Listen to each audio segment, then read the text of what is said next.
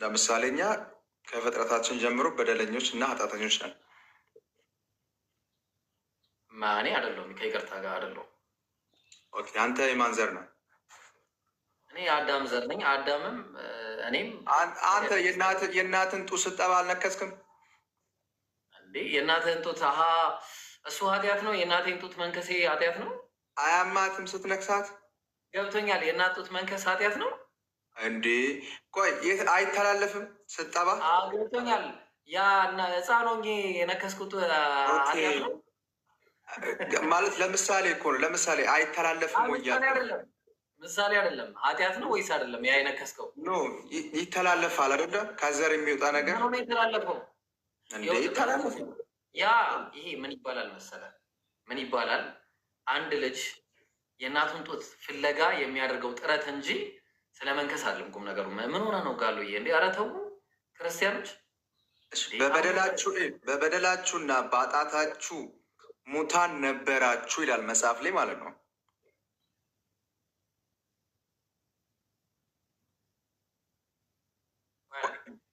አንተ ስትወለድ እኔ እንዴ ለምሳሌ ከአዳም ከዘር የመጣ ኃጢአት አይደለም። አሁን የሞትን ኃጢአትን ሰርቶ ከመንግስት ሰማያት ከገነት የተባረሩት አሉ። እሺ ኃጢአት ከዛም በኋላ ኃጢአት የተስፋፋ መጣ አይደለም? ጥሩ ቆይ ችግር የለውም። አንድ ጊዜ ተስማ ባይዘዌ ኃጢአት የለብኝም ማለት ራሱ አንዱ ኃጢአት ነው። አይ እናቴ ወድ ውስጥ እያለሁ ኃጢአት የለብኝም። ከእናቴ ወድ ወጥቼ የራሴን እስከማውቅም ኃጢአት የለብኝም። አሁንም ኃጢአት የለብኝም። አሁን ኃጢአት የለብኝም። አሁንም አለብኝ፣ ሰራለሁ ኃጢአት የማይሰራ የለም። አይ የለብኝም፣ ቀደም እኮ የለብኝም። አሁን አይደለም። አይ ያኔ የወረስኩት ኃጢአት የለም። አሁን ቁም ነገሩን ልመለስ። አማክሮሃል አዳም ይህን ኃጢአት ሲሰራ? ማን? አዳም እኔን አማክሮሃል? የሰው ልጅ መነሻው በእግዚአብሔር አምሳል የተፈጠረው ማን ነው? አማክሮሃል ወይ ነው ጥያቄ። የሰው ልጅ በአምሳሉ የተፈጠረው ማን ነው? መጀመሪያ ላይ ችግር የለውም አዳም ነው። አዳም ሲሰራ አማክሮሃል።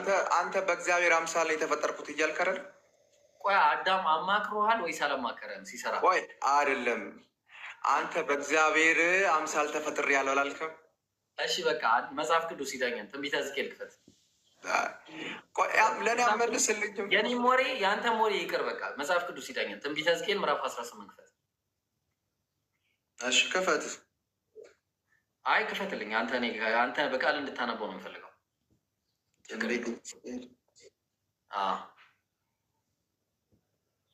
ስልኬ ባይዘቤት ስታክ ታደርጋለች፣ ለዛ ነው።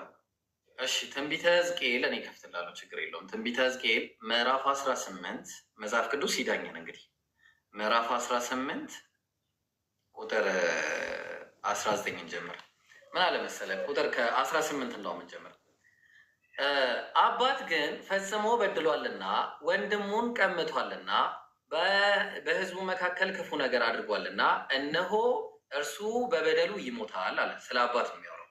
እናንተ ግን ልጅ የአባቱን ኃጢአት ስለምን አይሸከምም ትላላችሁ?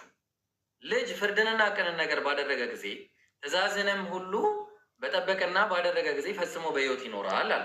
ቁጥር ላይ ኃጢአትን የምትሰራ ነፍስ እርሷ ትሞታለች። ልጅ አንተ ማለት ነው፣ እኔ ማለት ነው። የአባቱን ኃጢአት አይሸከምም። አባትም የልጁን ኃጢአት አይሸከምም። የጻድቁ ጽድቅ በራሱ ላይ ይሆናል አለ። የኃጢአተኛውም ኃጢአት በራሱ ላይ ይሆናል አለ። ስለዚህ እኔ የምሸከመው የምወርሰውም ኃጢአት የለኝም። ግልጽ ነው። ባህሪ ከሆነ የራስን ኃጢአት ትቀበላለህ። እኔ አባቴን ኃጢአት አልሸከምም። ያው መጽሐፉ ነው የሚለው። ስለ ድቀተ ባህሪ ከሆነ የምታወራ ደግሞ እዛ ላይ እናወራ። ስለ ባህሪ ከሆነ ደግሞ አዳም ኃጢአት የመስራትና ያለ መስራት አቅም ነበረው ወይስ አልነበረው? አዳም ኃጢአት የመስራት አቅም ችሎታው ነበረው ወይስ አልነበረውም? ሳይበላ ፊት አቅሙ ነበረው ወይስ አልነበረውም? የመስራት እንዲ አልነበረውማ። ከእግዚአብሔር ጋር ብቻ ነበር የሚወያየው። ብራዘር የመስራት ችሎታው ካልነበረው ዝም በግድ ነው ያስበላው እግዚአብሔር አይደለም ያስበላው፣ ሰይጣን። እሺ በግድ ነው እንደዚህ አፉን እንዲፈልቅቁት ያስበላው። ሴቲቱን አታለለች። ሴቲቱን አታለለች። ሴቷ እንደዚህ አፉን ፈልቅቃ ነው የጨመረችበት ወይስ ተቀበለ? ድንገራ ንገረኝ። ለምሳሌ አንተ አሁን ለምሳሌ ለምስትህ ስትል እንደፈለግክ ነው የምትሆነው። ለምሳሌ ብትገዳደል ቆይ ልንገርማ፣ ስመኛሽ እኔ እኮ እያዳመጡ ነው። አሁን ለምሳሌ እቺ አጥንት ከአጥንቴ ናት ብሎ አውርቷል። ኦልሬዲ አያስችለውም። ገብቷል አይደለ? እና ወሰደና በላ። እሷ አልበላችም። ቆይስ መጀመሪያ ለምሳሌ በልታለች። ሴጣን እኮ ያሳስተናል አይደል? በጣም ጥሩ። ሰይጣን እሷን ሲያሳስታት በግዴታ ይዟት ነው እንደዚህ ይዟት ነው ትበያለሽ። አንተ ትሳስታለህ እኮ አንተም እኮ ባይዘው አሁንም ራሱ ሴጣን እያሳሳተክ ነው። አንተ ራስህ ማለት ገብቶኛል እኮ መሳሳት ያለ ነው። ያ ችሎታ አሁንም ማለት አንተ እኮ ለምሳሌ ሴት ልጅ አንተ ፊት ለፊት ብትራመድ ልሳሳት እችላለሁ። ሰው ትሳሳታለህ። ያ ችሎታው ነበረው ወይስ አልነበረውም? ያ አዳም ትሳሳታለህ እኮ አንተ። አዳም ችሎታው ወይስ አልነበረው? የምኑ ይሄ የመሳሳት ችሎታ ነበረው ወይስ አልነበረው? ኃጢአት መስራት? አዎ የመሳሳት ችሎታ። ኃጢአት መስራት ማለት ካልተሳሳተ ኃጢአት አይሰራም። መሳሳት ስለሚችል እኮ ነው የተሳሳተው። ኦልሬዲ እሱም እኮ ሰው ነው። በቃ ስለዚህ የምንም የተወረሰ ባህሪ የለም። ገና ስንፈጠርም መሳሳት እንድንችል አድርጎ ነው። ክፉና ደግን ማስተዋል እንድንችል ተደርገን የተፈጠር ነው። ያለዛማ ችግር ይመጣል። ለምሳሌ እኔ ክርስቶስን ባላውቅ ማለት ነው በኃጢአት መንደር ውስጥ ነው የምመላለሰው። ገብቷል አይደለ? ትክክል። እግዚአብሔርም ሕግን ሰጥቶታል። አትብላ ብሎ ሰጥቶት ነበር። ሕግ ነው እሱ። ጣሳ። እኛም ደግሞ ጣስን። ያው እግዚአብሔር ለምሳሌ ቆይ ልንገርህ፣ 10 ትእዛዝ አስቀምጧል። እናትንና አባትን አክብር ብሏል። አንተ በልጅነት ላታስታውስ ትችላለህ። እናት የሆነ ቦታ ልካ አንተ የላከችን ቦታ ትተህ ሌላ ነገር አድርገህ መተህ ላትተቀበላል። ህፃናት ገሃነም ይገባሉ ብለህ ታምናለህ? ቢሞቱ መጽሐፋችን ልክ እንደ ህፃን ካልሆናችሁ መንግስተ ሰማያትን አትወርሱም ነው ያለው። ገሃነም ይገባሉ ብለህ ታምናለህ ወይ ነው ጥያቄ። መጽሐፋችን ላይ እኔ አሁን ማላቆን እኮ መልስልኝ። ገሃነም ይገባሉ ህፃናት? ይኸውልህ የቱ አያውቁም እኮ ነው። በቃ በአጭሩ ስለማያውቁ የሚሰሩትን በማያውቀው ነገር ደግሞ አምላክ ኃጢአት ነው ብሎ ይችላል። ለምሳሌ አንተ 15-7 ዓመት እድሜ የሆነ እናትህ ልካ ለምሳሌ ኦልሬዲ ሌላ ቦታ ሄደ የእሷን ትእዛዝ ሳትቀበል ቆይታል። 7 ዓመቱን ቶ እንደውም 7 ዓመት ጥሩ እኮ ነው። በ4 ዓመቱ አንድ ህፃን ልጅ ማለት ነው 4 ዓመት እሺ፣ 4 ዓመት እሳት አስቀመጥክለትና ይሄን እሳት እንዳትነካ ብለህ ብትነግረው ነው ወይስ እሳቱን ካጠገቡ ማንሳት ነው? የትኛው ነው ትክክለኛው መንገድ? ለእሳቱ ካጠገቡ ማንሳት ነው። በጣም ጥሩ። እግዚአብሔር ደግሞ እስቲ አንድ ጊዜ አንዴ መጣሁሽ። አንዴ ቀጥል። እሺ ጋሉ ሰላም ነው? እግዚአብሔር ይመስገን። እንዴት ነው? ደመቅ መቀበላል ምንድን ነው ነገሩ? ከእግዚአብሔር ክብር ነው። እኔም ደመቅ መቀበያለሁ። አትታይማ። አዎ እኔን በመንፈስ ካልሆነ የሚያየኝ የለም። ነገሩ መንፈስን አትረዳም። ምንድን ነው? ከየትኛው ቤት ሃይማኖት ነው? እኔ ክርስቲያን ነኝ። የትኛው ዶሚኔሽን? ጴንጤ። ኢየሱስ እኮ ፍጡር ነው አይደለ? ምን እንዳንተ እንደ አዳም ተፈጠረ እንደ የተፈጠረው እኮ አዳም ብቻ ነው የተወለደው ነው እንጂ ከአዳም በኋላ ተወለደ እንጂ ፍጡር ማለት አዳም ነው። እነዚህ የምታዩት ተራሮች ነው፣ ምድር ነው፣ እንደዛ ነው። ተወለደ ነው የሚባለው ፍጡር ማለት። እስቲ እንትን የተፈጠረውን አዲሱን ሰው ልበሱ የሚለውን ጥቅስ አውጣልኝ። ኤፌሶን ይብሮ አይ መፈጠሩን ማስረጃ ልስጥህ ብዬ ነው። ግራ ገብቶኝ ታስረዳኛለህ፣ ታስተካክለኛለህ። ተፈጠረ የሚለው እኮ አዳም ነው የተፈጠረው። ገብቶሃል አይደለም? እስቲ እንየውና ታስተምረናለህ። እዚህ ጋር ኤፌሶን 4:24 ላይ ለሁለት በሚሆን ጽድቅና ቅድስና እንደ እግዚአብሔር ምሳሌ የተፈጠረውን አዲሱን ሰው ልበሱ ይላል። የተፈጠረው አዲሱ ሰው የተባለው ማን ነው? ኢየሱስ እኮ ኢየሱስ ተፈጠረ ይለናል እዚህ ጋር። አንተ ደግሞ አልተፈጠረም ትለናል። መጽሐፉን እንመን አንተን እንመን። አዲስ እኮ አሁን ለምሳሌ ልንገርማ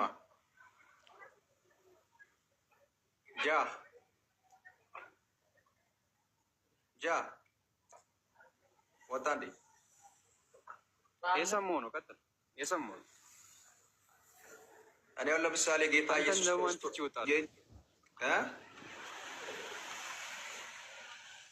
አንተን ለማን ትቼ እወጣለሁ? ለኢብራሂምማ ትቼ ካልወጣም። ኢብራሂም አስቸጋሪ ልጅ፣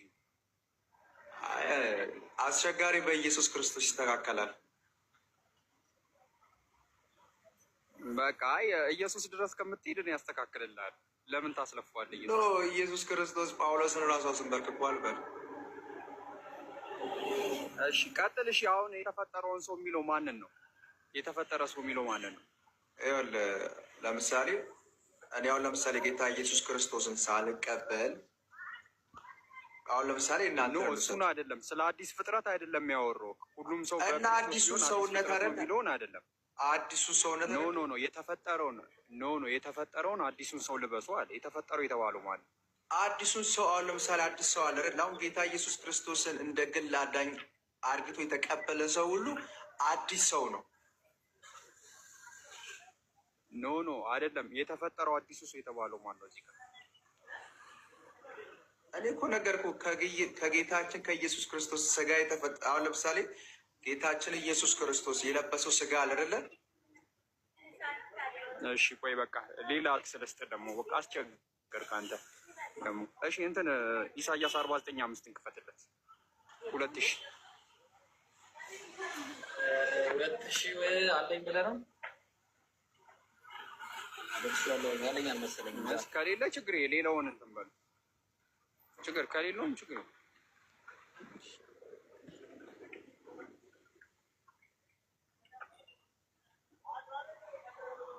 ምን ይላል እዚህ ጋር ጋሎ አሁንም በእግዚአብሔር ዓይን ከብር ያለውና አምላኬ ጉልበት ሆኖኛልና ያዕቆብን ወደ እርሱ እንድመልስ እስራኤልንም ወደ እርሱ እንድሰበስብ ባሪያ ሆኖ ዘንድ ከማህፀን ጀምሮ የሰራኝ እግዚአብሔር እንዲህ ይላል አለ። ማህፀን ውስጥ የሰራው ማን ነው? የተሰራውስ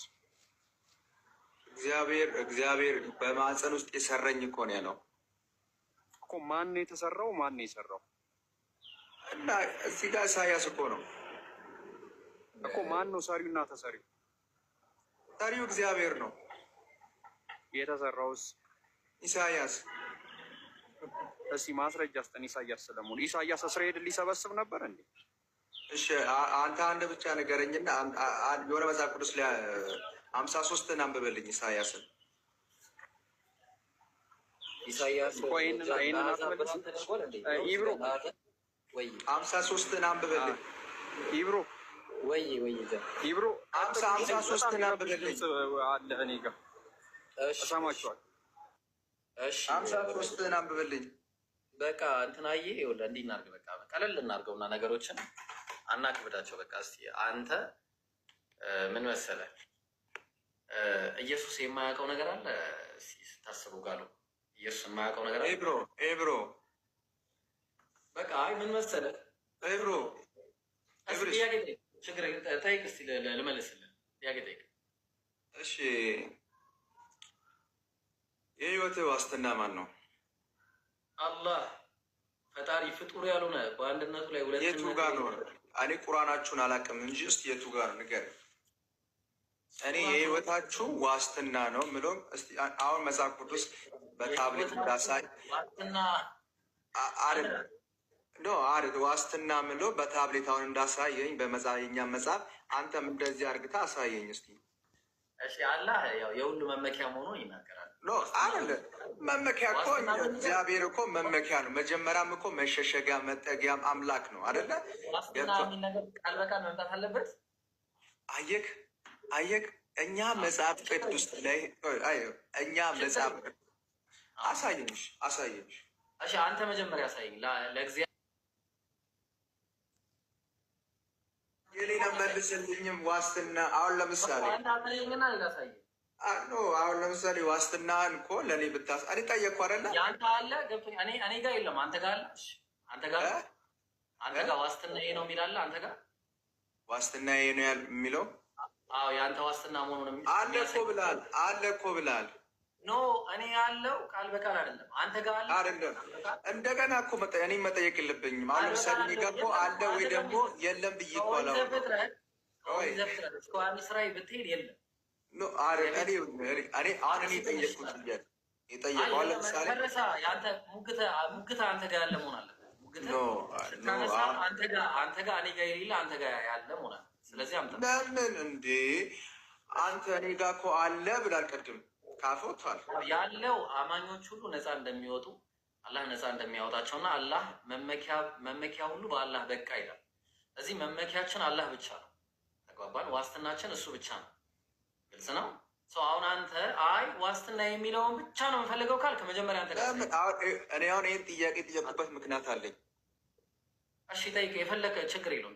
ምክንያት መሰለህ አሁን ጌታ ኢየሱስ ክርስቶስ እኔ አምላክ ነኝ የምልበት ቦታ ግልጽ ቦታ አሳየኝ። ቅድም ስትለኝ ምናልባት አሁን እናንተም ዋስትና ስላሌላችሁ እኮ ነው ባይዛው ቤ እስቲ እናንተ ዋስትና ካላችሁ አሳየኝ። ዋስትና እግዚአብሔር ዋስትና መሆኑን አሳየኝ። ለምሳሌ ጌታችን ኢየሱስ ክርስቶስ ኢየሱስን አይደለም እግዚአብሔር አብን ነው። እግዚአብሔር አብን ነው። ባይዘው ኢየሱስን የሚያቀልሰው በጣም ነው ትንሽ እንደሆነ የኔ ጥያቄ እግዚአብሔር አብ ላይ ነው። እግዚአብሔር አብ ኢየሱስ ክርስቶስን የሚያቀልሰው ትንሽ መሆኑ እኔ አልጠየቅኩም ስለ ኢየሱስ ክርስቶስ። እግዚአብሔር አብ እኔ ዋስትና ያለበት ስጠኝ። 5 ደቂቃ ነው የሰጠን። ላይቬ ልዘጋ ነው። ትንሽ እየተከራከረኝ ነው። እሺ በቃ ብራዘር ቻው። በቃ መልካም ጊዜ ሆንልን። እሺ ጀማ ሁሉ ሰላም አለን። ጥያቄ ምን ነበረ? ክርስቶስ አምላክ መሆኑን የሚያስረዳ አንድ ማስረጃ ብቻ ነው። በቃ አንድ ማስረጃ። አዎ ኤክስትራ ስልክ የለኝም። ማውጣት ትችላለህ አንተ? ምንም ችግር የለውም። እኔ አንተ አታስብ። እኔ ሀሳቡን ከነገርከኝ እኔ በቃ ማቋሉ ኢንሻላህ። በቃ ችግር የለም። ራዕይ ዮሐንስ ምዕራፍ 1 ቁጥር 7 ላይ አውጣልኝ። መጀመሪያ ላውጣለህ? እሺ ራዕይ ዮሐንስ ምዕራፍ 1 ቁጥር 7 እሺ እናውጣሽ። በጣም ጥሩ። ራዕይ ዮሐንስ ምዕራፍ 1 ቁጥር 7 ላይ እነሆ ከደመና ጋር ይመጣል፣ ዓይንም ሁሉ የወጉትን ያዩታል፣ የምድርም ወገኖች ሁሉ ስለሱ ዋይ ዋይ ይላሉ። ስለማ ስለ ኢየሱስ። አሁን አሜን፣ አለቀ። የኢየሱስ ጉዳይ ተዘጋ። በአራት ነጥብ። እዛው ደግሞ እዛው 8 ላይ ምን ይላል ደግሞ? ኦኬ ላንብብልህ። 8 ያለውና የነበረው የሚመጣው ሁሉ ብቻ ያለውና የነበረው የሚመጣውም ሁሉን የሚገዛ ጌታ አምላክ አልፋና ኦሜጋ እኔ ነኝ ብሎ አልቆመም። ይላል ማን ነው ይላል? ሐዋርያው ይላል ያለው አይደለ? ማን ነው ይላል? ከዛ በደንብ እያብራራሁልህ እየመጣሁ ነው። 18 ደግሞ ስታወጣው 18 ደግሞ ወዴት ይላል? ማን ያለው? ዮሐንስ እኮ ነው ይላል ያለው አይደለ? ማን ነው ይላል እኮ? ይላል የሚለው ማን ነው? አላወቅንም እኮ እስካሁን ማን እንደሆነ አላወቅንም። አሁን እኔ ለምንድነው ወደኋላ እንዳትመለስ ነው በደንብ እንዳብራራለህ አውጣልኝ እንድትል ይላል ያለው ይላል ያለው አይደለ? ማን ነው እኮ? ባዩ ማን ነው? ዮሐንስ ይላል። ዮሐንስ ነው ባዩ አይደለ እኮ? ማን ነው ይላል የተባለው? ይላል ያለው እኮ ዮሐንስ ነው አይደለ እኮ? ማን ነው? ዮሐንስም አለን ይላል አለ። ማን ነው ይላል የተባለለት? ኢየሱስ።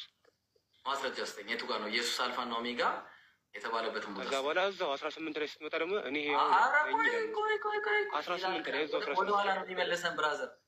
ይሄ ወደኋላ ነው የሚመለሰን፣ ወደፊት አይደለም። ወደኋላ ይላል ስላለ ቀደም ብሎ ያለበት ቦታ አለ ብራዘር። እሺ ከዚያም ወደኋላ መመለስ ግዴታ ነው። ከቁጥር 1 እንጀምረና እንቀጥላለን ማለት ነው። የትም አትሄድም። ቁጥር 1 ላይ ምን ይላል? ቶሎ ይሆን ዘንድ የሚገባውን ነገር ለባሪያዎቹ ያሳይ ዘንድ እግዚአብሔር ለኢየሱስ ክርስቶስ የሰጠው ምንድን ነው? የሰጠው እግዚአብሔር ምን ሰጠው?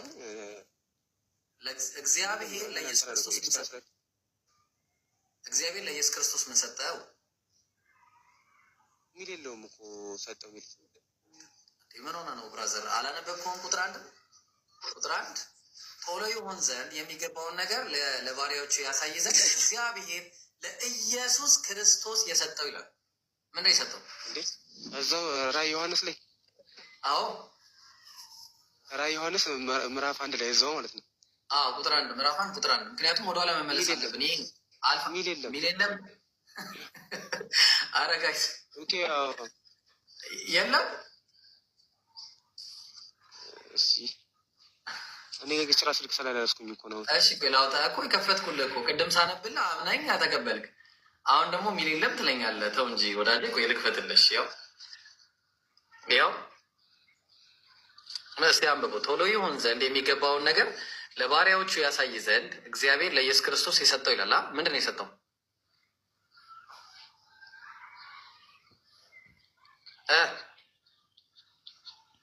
ቆያ ነው ምንድን ነው የሰጠው? ያው ያሳየው እኮ ነው። ቃል እያለህ እኮ ነው አይደል? የምን ቃል ነው እኮ? በቃ የሚናገረው ንግግር ነው አይደል? የሰጠው መልእክት አይደል? በጣም ጥሩ። ያ መልእክት የእግዚአብሔር ነው ማለት ነው። በጣም ጥሩ። እሺ እንቀጥል። ከዛ ቁጥር 4 ላይ ቆይ ቁጥር 4 ላይ ልንመጣ እኮ ነው። አንዴ ቁጥር 4 ላይ ልንመጣ ነው። ጌትነቱን የፈለግከው አይደል እንዴ? አቤት ጌትነቱን የፈለግከው አይደለ? ጌትነቱ አይደለም አልፋና ኦሜጋ ማን ነው የሚለውን ልናይ ነው ብራዘር። ቁጥር 1 ላይ የጀመርነው ለዛ ነው። እሺ ጌትነትማ ኢየሱስ ጌታ እኮ ጌታ መሆኑን የጻፈው ደግሞ ለማን ነው? እሺ ወይ ልንመጣ እኮ ነው ብራዘር። ተረጋጋ እኮ አንዴ። ቁጥር 4 ላይ አሁን ምንድን ነው ያልከው እኮ? ኢየሱስ ጌትነት የሚገልጽ አንድ ማስረጃ አልከን አይደለ? በደንብ እንድትንትልቅ አሁን ደግሞ 18 እያልኩ እኮ ነው። ኧረ ቆይ ብራዘር ገና ጌታ እንደሆነ ማን? ኧረ ቆይ አንዴ ብሮ እንደዚህ ምን ተረጋጋ። ሐዋርያው ሚውት አድርገህ ምናምን ሌላ እንትን ልትል እንዳይሆን ብቻ እንዴ። ኧረ ፖለቲካ ልትሰራ እንዳይሆን ገና ሳላነበው እንዲህ ከሆንክ ሳነበው እንዴ ልትሆን ለአንብበው እንዴ ካገዝኩ እስካሁን ድረስ እኮ ታግሼ አነበው። እኔ ግን በአጭሩ ጉዳዩን እንዘጋ። አላነበብኩትም። እሺ አንብበው። ችግር የለም። የኔ ጊዜ ነው የሚያልቀው። ችግር የለም አንብበው። ኧረ ጊዜ አልክም። የሁሉ ሰዓት ያንተ ነው። ዮሐንስም በእስያ ላሉት ለ7ቱ አብያተ ክርስቲያናት ካለውና ከነበረው ከሚመጣው አለ። በዙፋኑም ፊት ካሉት አለ። ካለውና ከነበረው ከሚመጣው አለና በዙፋኑም ፊት ካለው አለ። ዙፋኑ ላይ ያለው ማለት ነው። ያለውና የነበረው የተባለ እግዚአብሔር የትኛው ያለ የትኛው ነው ያነበብኩ? ቁጥር 4 ላይ አንተ 7 ላይ ነው አሰልከኝ። 7 እና 8 ላይ ያለውና የነበረው ዙፋኑ ላይ ያለው ማለት ነው። እግዚአብሔር ነው። የትኛው እግዚአብሔር? ስንተኛ እግዚአብሔር ነው የምታውቀው አንተ? እግዚአብሔር አብ ነው ወይስ ማን ነው? የትኛው ነው? የትኛው? ስንት እግዚአብሔር ነው ያለው? 3 አለ እንደ አንድ እግዚአብሔር ነው ያለው። አንዱ እግዚአብሔር ወልድ ቃል ምናምን የሚባለው የትኛው አካል ነው እዚህ ላይ ያለው? እሺ